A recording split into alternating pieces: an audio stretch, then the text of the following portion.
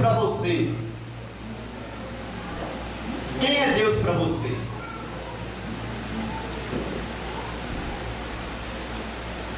Deus, Ele é. Ele não precisa provar nada para ninguém. Mas e para você, para a sua própria vida? Quem é Deus? Isso tem importância para a sua vida? Você busca entender melhor esse tema? O objetivo dessa reflexão hoje é mostrar que é possível ver Deus através da Bíblia. Ajudá-lo a descobrir a importância desse tema e mostrar também como é que Jesus via Deus. Quem é Deus para você? Vamos abrir no livro de Gênesis, no capítulo 17. Mas antes vamos fazer uma oração. Senhor Deus e Pai, queremos agradecer ao Senhor, porque o Senhor nos trouxe aqui, mais uma vez, para aprender da sua palavra. Que cada coisa que for dita aqui seja do consentimento do Senhor. Que tudo que for dito venha para acrescentar em nossas vidas, venha para fortalecer os nossos corações, venha para criar convicção de quem é o Senhor, de quem somos nós, de como devemos nos comportar nesse mundo para agradar ao Senhor. Obrigado por tudo, obrigado por cada coração que o Senhor trouxe aqui hoje, que realmente cada coração possa sentir que foi de fato trazido pelo Senhor. Obrigado por tudo, obrigado por Jesus Cristo, o teu Filho amado, que Ele esteja aqui entre nós. Obrigado pelo sacrifício dele, e em nome dele que nós te oramos e te agradecemos. Amém. Amém. Mas a Bíblia, ela nos dá opções e nos mostra também exemplos de pessoas que viveram ao lado de Deus e nos revela quem é Ele.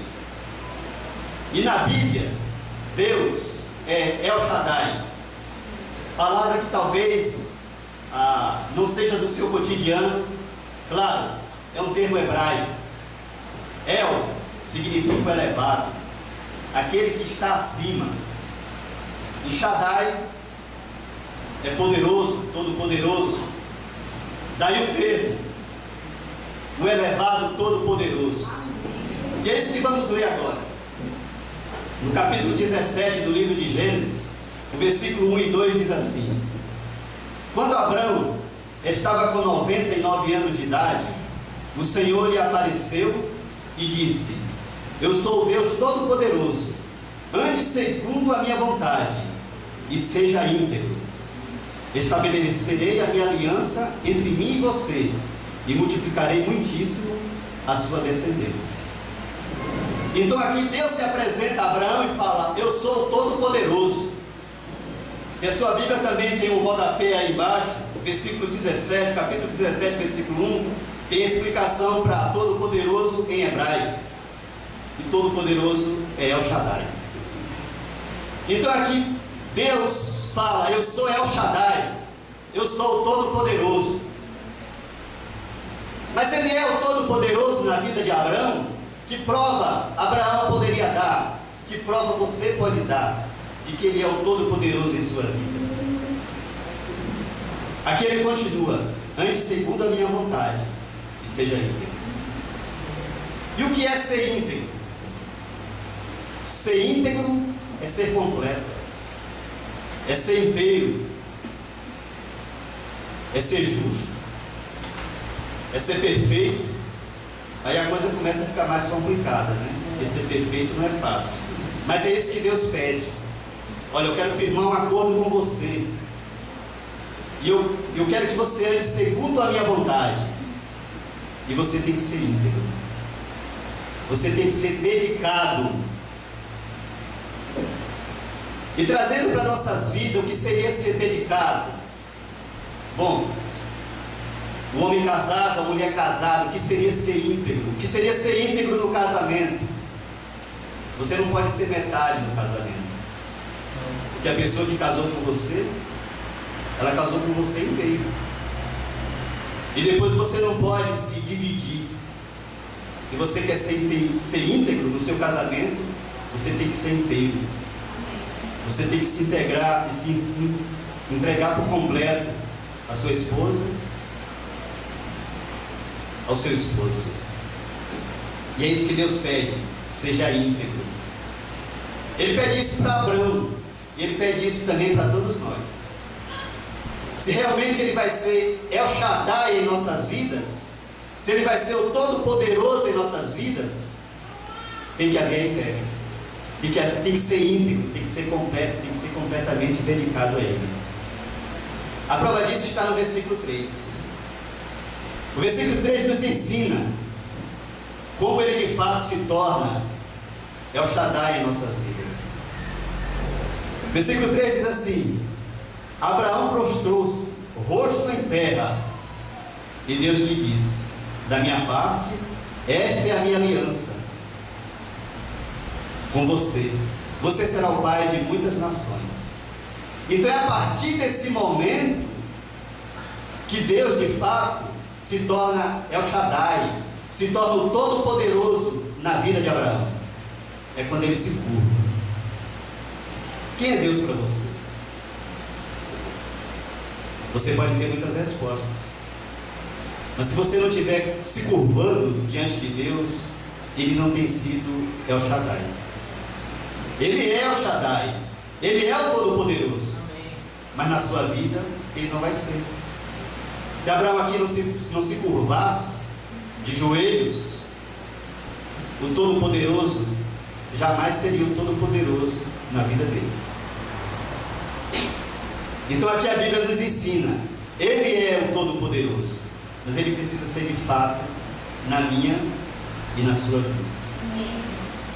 Curioso que aqui Ele afirma, então Ele é, mas Ele precisa ser também na minha vida. É a nossa vida que vai revelando quem Deus é dentro dela. A Bíblia também nos ensina que Deus é El Roi, também uma palavra que talvez vocês não estejam acostumados, nenhum de nós estamos. Nós somos brasileiros, não temos a obrigação de saber nada de hebraico. Mas no hebraico, esses termos eles existiram durante anos como o nome de Deus. Deus era El Shaddai, mas Ele também é El Roi. E o que significa isso? Vamos ler agora uma história que fica no capítulo 16, a partir do versículo 1, aqui no livro de Gênesis mesmo.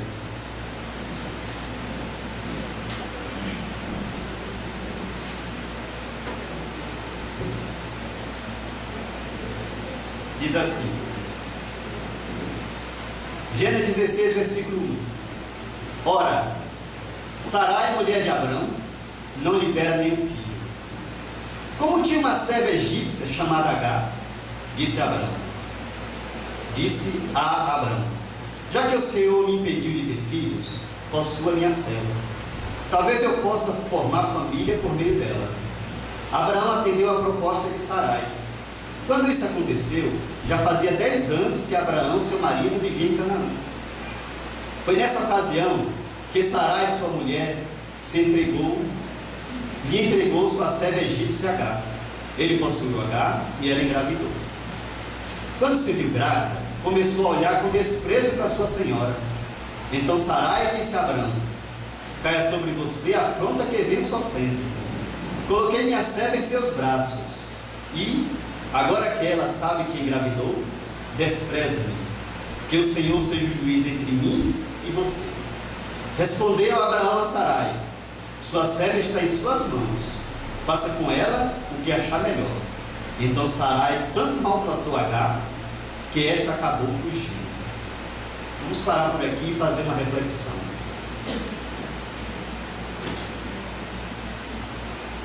Aqui a gente vê um conflito muito típico da época. Conflito um tanto semelhante com os casais de hoje em dia.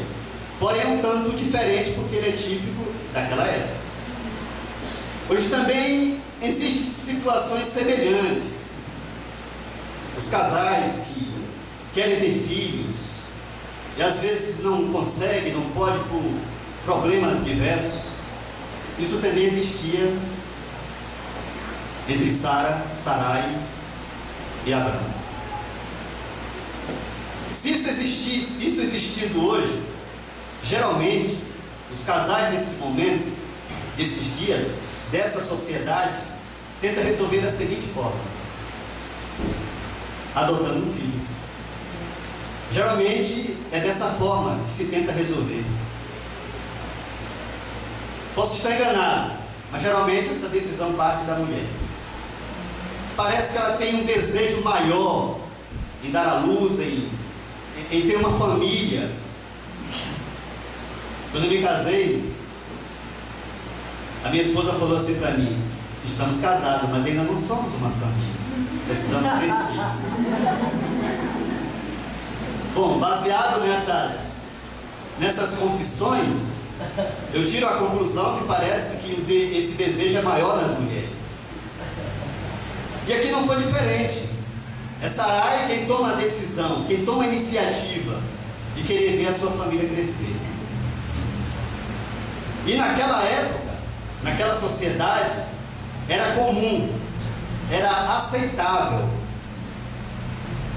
que o crescimento dessa família viesse através da escrava que lá servia. Bom, se ela serve lavando prato, lavando roupa, ela também vai servir para dar à luz. E assim a nossa família cresce. Nota, isso não era um mandamento, não é que tinha que ser assim, mas era essa a forma que algumas famílias encontravam para resolver a solução. Não era garantido 100% que ia dar certo.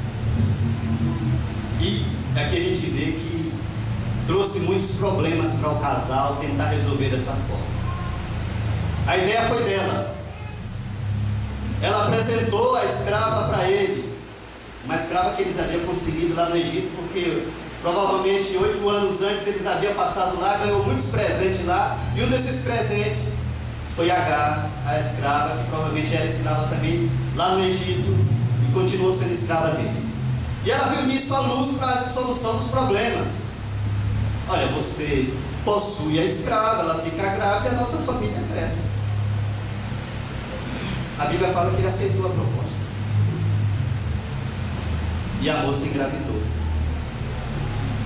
Só que quando engravidou, começa aí os problemas, porque ela começou a se sentir um massa. Estava grávida de Abrão, um homem que com certeza tinha sangue nobre em toda a região. Ele tinha saído lá da Mesopotâmia, da Suméria. A Bíblia fala no capítulo 23, no versículo 5, que ele era um príncipe. Os hititas falavam: você é um príncipe entre nós. E agora a escrava estava grávida de um príncipe. Como é que ela ia se sentir? Egípcia, numa terra distante, mas grávida de um príncipe. A Bíblia fala que ela começou a desprezar a senhora dela. Eu não sei exatamente o que ela fazia, se era um rabo de ouro.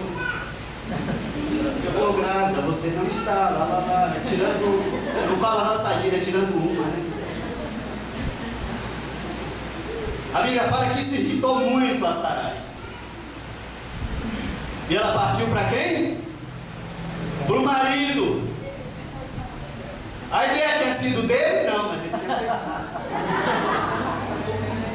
Ela falou: olha lá, que caia sobre você todos esses insultos. Coloquei ela em seus braços. E agora que ela engravidou, está me desprezando. Que Deus seja o juiz. Aqui fala que o Senhor seja o juiz entre eu e você. Olha só como ela apela.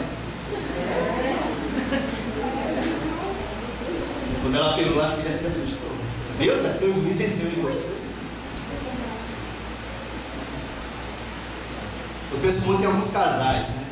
Hoje em dia. Como seria essa situação? Às 18 horas a esposa chega e fala: marido, preciso ir no shopping. Preciso comprar uma batedeira de bolo, porque aquela nossa já vive os pedaços. Não tem condição. Ele fala: mas essa hora? É, essa hora. Mas tem que ser hoje, tem que ser hoje. Final do mês, mas as nossas finanças estão no mês. Deixa para o próximo mês. Não, tem que ser hoje. Mas espera um pouco. Esse nosso casamento, não sei não. A casa vive caindo nos pedaços se você não faz nada. Essa história eu tô criando, tá?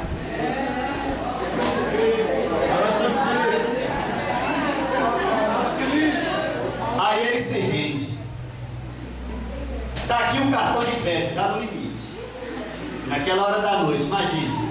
Uma mulher sedenta, por bens materiais, com um cartão de crédito já no limite. Naquela horário, eu acho que só vai ter o shopping de aberto. Mas o que é que ele faz? Ele dá o crédito. O que foi que Abraão fez aqui? Ele deu o crédito para ela. Ó, a escrava é sua. Faça com ela o que você quiser. Ou para quê?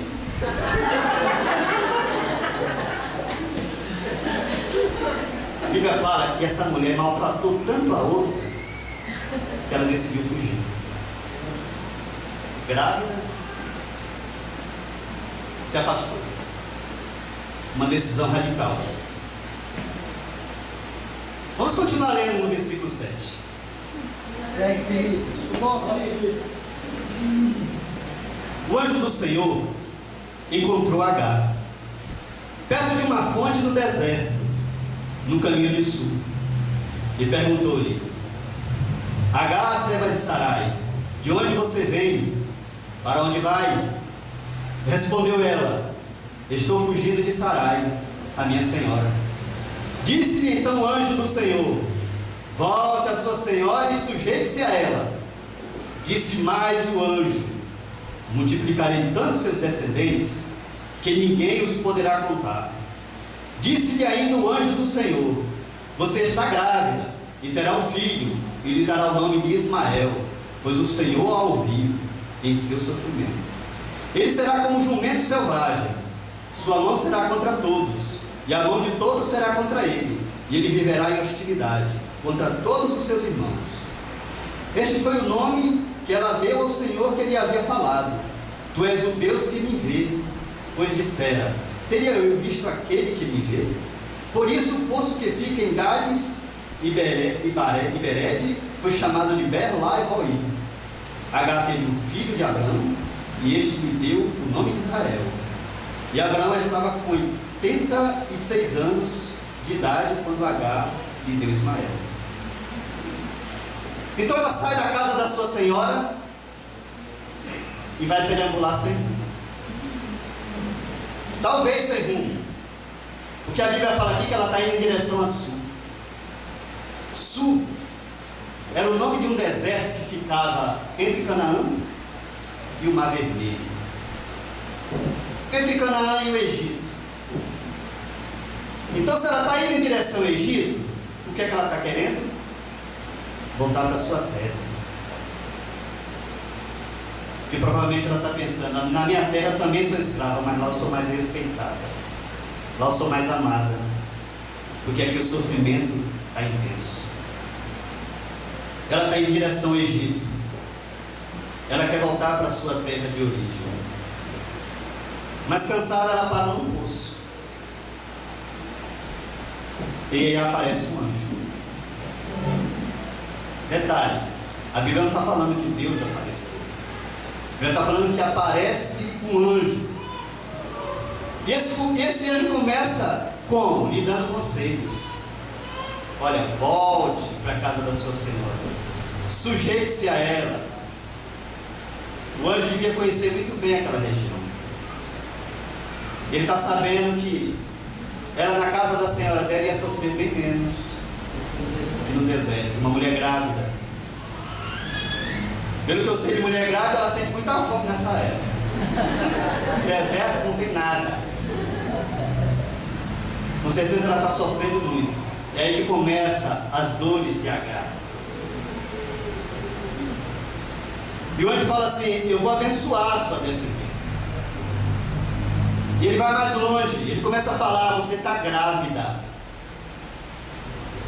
Você está grávida de um menino que ele vai ser mais parecido com um jumento. Você já imaginou? Você está grávida de um bichinho que parece mais um jumento. Ele já vai nascer dando coisa. Ele fala assim: esse menino vai ser briguento demais. Esse menino vai dar muito trabalho. Sabe aquela criança que só os pais amam? Pelo menos fala que ama. E que os vizinhos já não aguentam mais, e que na escola só arruma briga. Esse é o menino que o anjo está descrevendo aqui. Ele está falando assim, ó. Ele vai estar sempre contra todos, e todos vai estar sempre contra ele. Eu não sei se essas palavras estão animando a cara. Ela já foi escrava no Egito, escrava em Canaã, sofreu da mão da Senhora, fugiu, e o anjo está lhe falando palavras que não sei se está animando. Sabe, diante dessas palavras, eu acho que H devia dizer assim: olha, seu anjo, já que o senhor sabe tanto sobre esse menino, leve ele para o senhor. Leve ele para o céu já, me livra, porque a minha vida não é fácil. E não está sendo fácil aqui nesse deserto. Eu não sei como criar esse menino. Mas sabe, a H fica calada. A Bíblia fala que ela permanece calada. E uma coisa o anjo havia falado: eu vou abençoar a sua descendência. Opa! Então não vai haver prejuízo, né? Ele vai ser abençoado. Vai ser briguento, mas vai ser abençoado. Então ela vai sair no lucro.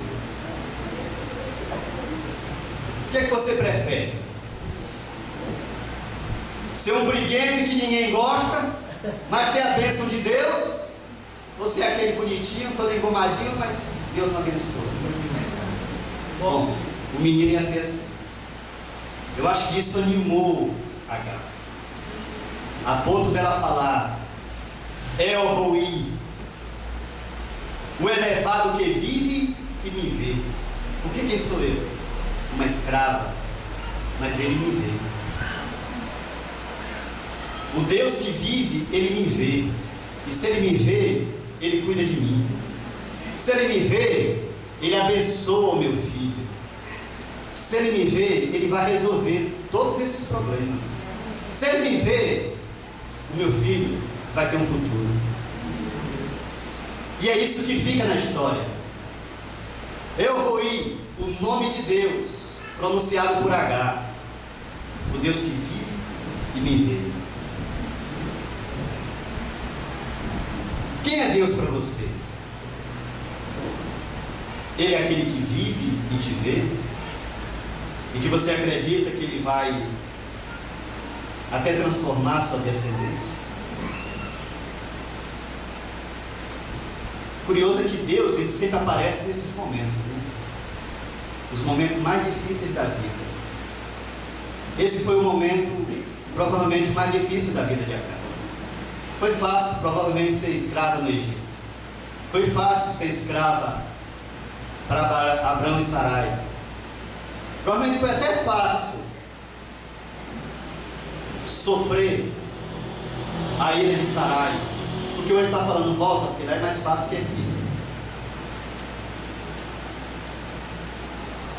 Mas exatamente nesse momento, no momento de infortúnio, no momento em que parece que as esperanças não há mais, é que surge Deus. E ele passa a ser El Roi. Ele passa a ser aquele que nos vê, aquele que cuida, aquele que transforma. A Bíblia fala que quando ela teve a criança, que Abraão é que deu o nome. Então ela voltou para casa. Mas quem é Deus para você? Deus é o Todo-Poderoso quando você decide transformá-lo no Todo-Poderoso da sua vida, que decide obedecê-lo, ou você sempre acredita que Ele vê tudo que você faz, que Ele te anima, que Ele te encoraja? Porque foi esse o papel do anjo aqui. Ele falou a verdade, uma verdade dura, uma verdade difícil de ouvir, mas ele também deu uma luz, ele deu uma solução. Ele mostrou a saída. Deus é El Roi. Deus é El Shaddai. Mas depende de você.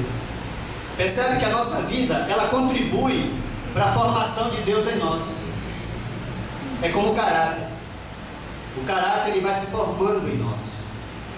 A proporção que você vive, isso depende da sua conduta. Depende do meio que você vive, depende da forma como você vive, depende da forma como você encara a vida. Deus também é assim. Ele é, mas a formação dele em nós depende muito de nós mesmos. E foi isso que a gente viu. Essa mulher, ela não tinha uma igrejinha. Ela não tinha um pastor, um guru, alguém que lhe ensinasse. Foi a vida dela. Foi a vida dela que revelou Deus para ela. E foi assim que ela encarou. E foi assim que ela aprendeu. E foi assim que a frase dela, o murmúrio dela, se tornou célebre para todo mundo hebraico. Deus é o Roi. Agar falou, porque foi isso que ela viu. Um Deus que via, um Deus que cuidava, um Deus que indicava o caminho em pleno deserto. Quem é Deus para você? Eu queria mostrar mais uma experiência de alguém também que viu Deus, que via Deus. Ele via de uma forma X. Porque na Bíblia, Deus também é fogo. E é fogo que consome. Vamos ler Deuteronômio, no capítulo 4.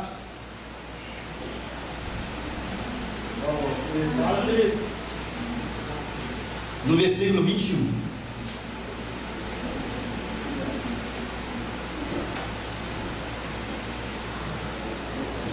Vamos lá, Felipe.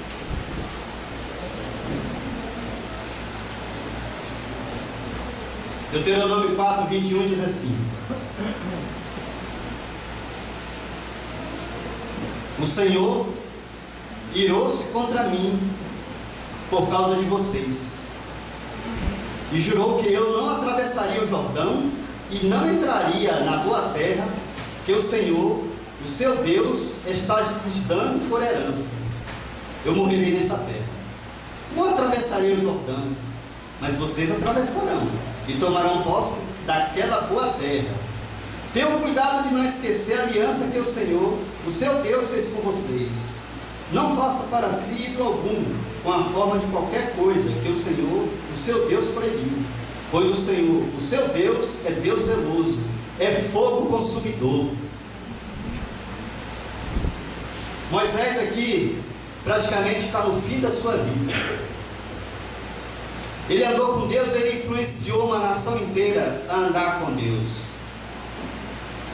E praticamente um dos últimos discursos dele está sendo por esse ano. Olha, Deus é fogo. Eu vou morrer porque ele se irou. Não vou entrar na terra prometida. E vocês tomem cuidado. Não faça nenhum dos ídolos que ele proibiu. Porque ele é Deus zeloso. E é fogo que consome. Era um discurso um tanto radical, um tanto rígido, um tanto severo, que revela a vida de um homem que teve uma conduta um tanto severa. Mas por que será que uma pessoa chega a esse nível de fazer um discurso desse jeito, de ensinar dessa forma, de revelar Deus para outras pessoas dessa forma? Parece algo distante, né? Mas isso acontece também entre nós, viu? Saímos para convidar as pessoas para estudar a Bíblia. E no convite, às vezes as pessoas reagem bem. E às vezes não. E quem está convidando também tem reações em cima disso. Às vezes, diante de uma resposta um tanto grosseira, alguns falam: Deus seja louvado.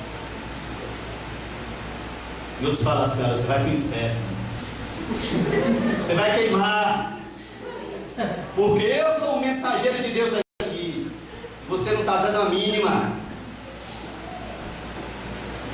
E aí o cara sai mais bravo ainda. Ao convivermos com isso, Deus também vai se tornando isso. Somos também responsáveis pela formação de Deus em nós. Deus vai ser fogo. Por que é que Moisés está discursando dessa forma?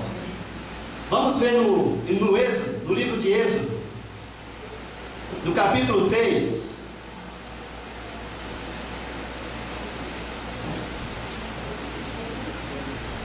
No versículo 1.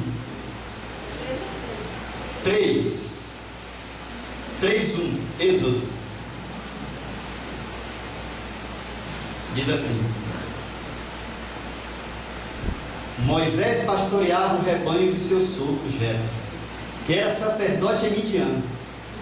Um dia levou o rebanho para o outro lado do deserto e chegou a Horebe, o monte de Deus. Ali o anjo do Senhor lhe apareceu numa chama de fogo, que saía do meio de uma sarça. Moisés viu que, embora a sarça estivesse em chamas, não era consumida pelo fogo. Que impressionante, pensou: por que a sarça não se queima? Vou ver isso de perto. Também no capítulo 19 ainda desse livro, vamos até lá,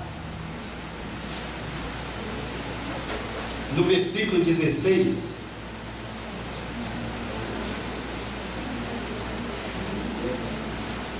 Êxodo 19:16 diz assim: ao amanhecer do terceiro dia, houve trovões e raios. Uma densa nuvem cobriu o monte, e uma trombeta ressoou fortemente. Todos no acampamento tremeram de medo. Moisés levou o povo para fora do acampamento, para encontrar-se com Deus, e eles ficaram ao pé do monte. O monte Sinai estava coberto de fumaça, pois o Senhor tinha descido sobre ele em chamas de fogo. Dele subia fumaça como que de uma fornalha. Todo o monte tremia violentamente, e o som da trombeta era cada vez mais forte. Então Moisés falou, e a voz de Deus lhes respondeu. Sabe, no primeiro contato de Deus com o anjo do Senhor, o que foi que ele viu? Ele viu fogo. Não entendeu nada, porque o fogo não consumiu o arbusto que estava ao redor, mas ele viu fogo. Anos depois ele chega com um grupo de israelitas no Monte Sinai. E o que foi que eles viram lá? Fumaça. E onde tem fumaça, tem fogo. A Bíblia fala que o Senhor tinha descido sobre ele, o Monte Sinai, em chamas de fogo. Se onde esse homem vai ver fogo, o que é que ele vai ensinar depois? Que Deus é fogo consumidor. Então o que é Deus para você? Deus é o reflexo do seu relacionamento com Ele. Você tem um relacionamento amigável com Deus, Deus vai ser amigo. Você tem um coração propenso para o mal, Deus vai se revelar mal. Cuidado. Você tem tido uma vida de pecados, o Deus que você conhece é um Deus de pecado. E é esse Deus que você vai propagar, mais perigoso ainda, porque você vai influenciar. O que a gente tem lido aqui é que as pessoas que tiveram contato com Deus, elas acabaram influenciando também outras pessoas. E elas influenciaram da forma como elas aprenderam, como elas viveram. O que é Deus para você? Como você tem se relacionado com Deus? É uma vida de pecados? É uma vida de traição? É uma vida de infortúnio, como foi da Agar? Desprezada, injustiçada, porque a ideia não foi dela de ficar grávida. Aconteceu uma injustiça. E quando isso acontece, também tiramos lições, e lições às vezes negativas dessas experiências. E Deus passa a ser isso. É necessário acordar, é necessário renascer. É necessário viver de novo e viver uma nova vida. Agar renasceu. Ela superou, porque ela conseguiu ver de uma forma bem especial. Porque é isso que a gente precisa, é ver Deus. Existem vários ângulos, mas por qual ângulo você busca ver Deus? Como é que você busca? Como é que você vive? As suas amizades, elas te influenciam, você influencia elas. Isso tudo vai fazer diferença para que depois você propague um Deus positivo ou negativo, um Deus bom ou um Deus mau, um Deus puro ou um Deus cheio de tribulações. É a sua vida que reflete quem é Deus para você. No livro de Atos, no capítulo 11, no versículo 26, uma escritura muito usada por nós aqui, Atos 11, 26, fala que os discípulos de Cristo estavam em Antioquia, e naquela cidade eles colocaram a mensagem em prática de tal forma que as pessoas que viam eles passando falavam: lá vai os cristãos. Ou seja, a vida deles revelava a característica daquele outro, daquele Deus que havia se sacrificado na cruz. Então é a nossa vida que vai revelar quem Deus é. Quem é Deus para você? Isso é justo, né? A minha vida revela o meu Deus. Deus é El Shaddai? Deus é El Roi? Deus é fogo consumidor? Eu quero lhes apresentar agora uma maneira que eu considero bem sublime de ver Deus. Foi a última apresentada para nós. No livro de João, no capítulo 15, no versículo 9.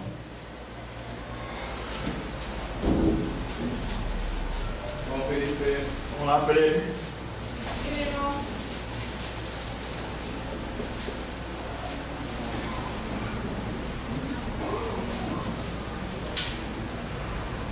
Versículo 9 ao 10 diz assim, no capítulo 15 do livro de João: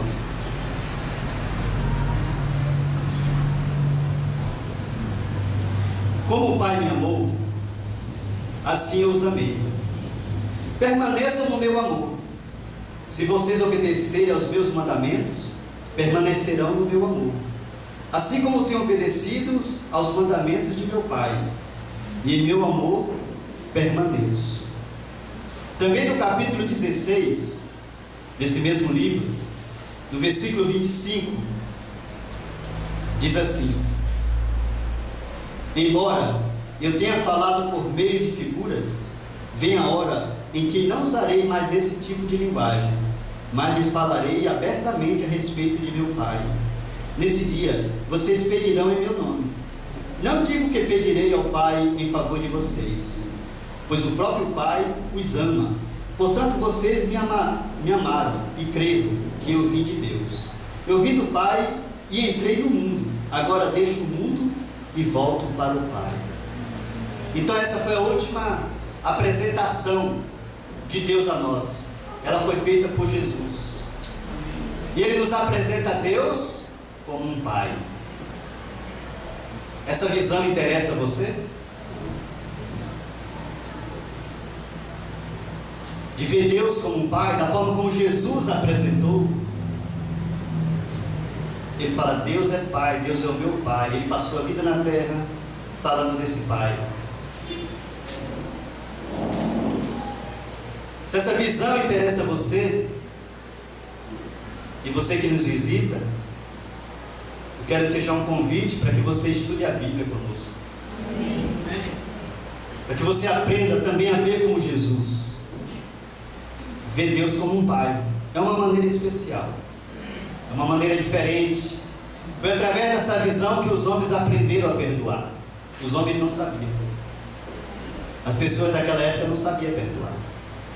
Foi quando Jesus trouxe essa visão que as coisas começaram a mudar. Deus é Pai.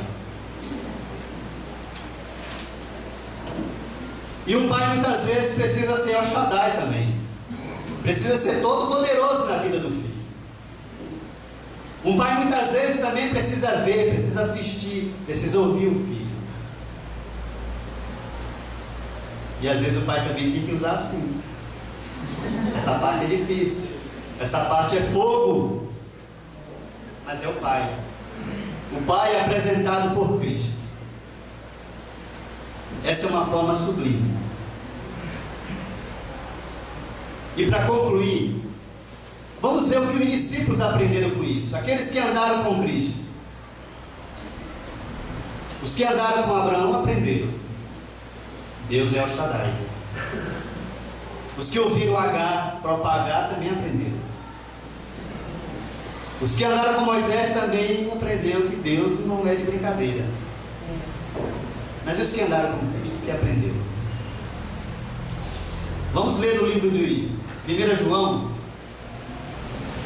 na carta, 1 João, no capítulo 4.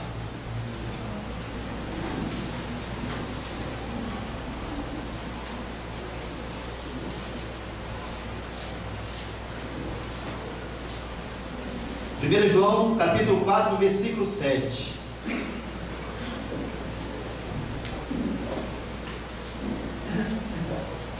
Diz assim: Amados, amemos uns aos outros, pois o amor procede de Deus. Aquele que ama é nascido de Deus e conhece a Deus. Quem não ama, não conhece a Deus, porque Deus é amor.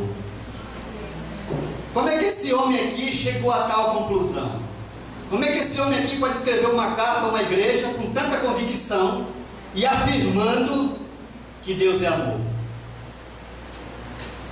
A Bíblia fala também que esses homens andaram com Deus durante 3 anos, com Jesus Cristo, o Filho de Deus. E Jesus amava muito. Como Jesus amava muito, o que é que eles aprenderam de Jesus? Que Deus é amor. Então quem é Deus para você? Com quem você tem andado? Com quem você tem aprendido sobre Deus? O que você tem ensinado de Deus? Porque esse homem aqui, depois que aprendeu que Deus é amor, e agora ele tem certeza disso, não importa se um dia foi El Shaddai, El Roi, se um dia foi fogo consumidor, agora Deus é amor. E ele tem certeza disso. Sabe, a nossa vida realmente reflete quem é o nosso Deus. Aquilo que ensinamos, aquilo que acreditamos. Deus é amor. Amém. E é isso que ficou depois da passagem de Jesus aqui. Já temos 2000 anos que Jesus passou por aqui. E Deus é amor. Mas a decisão é sua. É você quem decide, porque é a sua vida que vai moldar Deus em você. Não pode ser algo imposto. É algo que tem que ser vivido. Lembra de Agar? Foi a proporção que ela viveu, que ela aprendeu sobre Deus. É a proporção que você vive e vive em tal crença que você adquire tais convicções. Amém. Bom, era isso que eu queria deixar para vocês aqui no primeiro domingo de 2014. Um feliz ano novo a todos. E que o Pai, o Deus de amor que Jesus nos ensinou, possa ser de fato em sua vida. Obrigado, que Ele possa abençoar a todos.